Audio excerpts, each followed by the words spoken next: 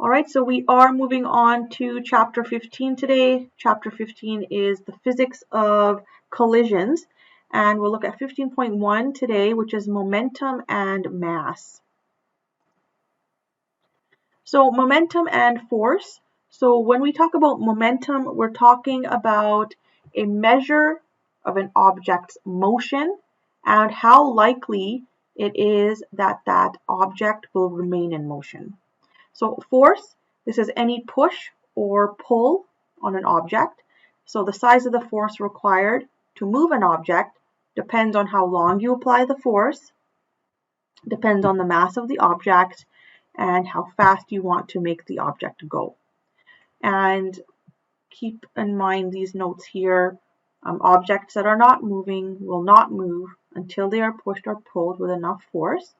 Objects that are moving, they'll keep moving until enough force is added in an opposite direction to stop them. And objects with a lot of momentum will take more force and will take longer to stop. So we have two boats here. We have a large ship and then we have a smaller like canoe type boat here. So imagine that a swimmer comes in front of these boats. So a swimmer is able to stop a canoe, this one, because the swimmer and canoe, they have a similar mass and the canoe is moving slowly enough that the swimmer can exert a force on the canoe for a long enough time to stop it. Compare that to this ship. A swimmer cannot stop a ship because the ship is very heavy and the ship is moving fast, so that the person would not have enough time to exert a small force for long enough to stop the ship before being run over. So we can calculate momentum. It's calculated by multiplying the mass of an object times the velocity it is traveling, so its speed. So mass times velocity to calculate momentum. The heavier and faster objects will have more momentum. So when we look at mass, it is measured in kilograms. The velocity is measured in meters per second, and therefore momentum is measured as kilograms, meters per second. So let's take a look here at our example. A 60-kilogram girl jogs at a pace of 4 meters per second. What is her momentum? So we have her mass, it's 60 kilograms, and we have her velocity, it's 4 meters per second. Okay, so that's what we know. What are we trying to find out? We're trying to figure out her momentum. We know our formula. Momentum is equal to mass times velocity. So 60 kilograms times 4 meters per second gives me 240 kilogram meters per second. And that's her momentum. Slowing momentum. So the best way to counteract momentum is by braking. Brakes apply a force that stops vehicles by decreasing their momentum, and they work by using friction.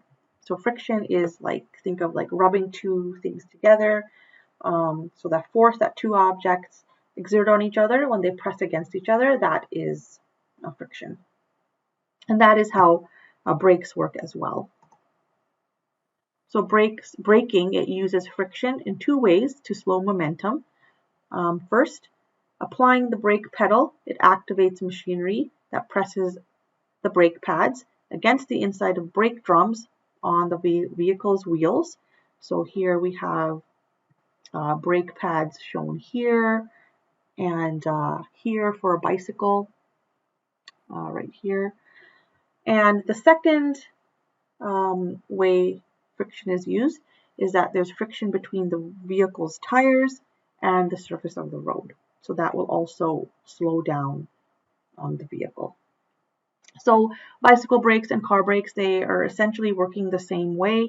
There's those brake pads that are pressing against the wheel until the friction slows down the wheels.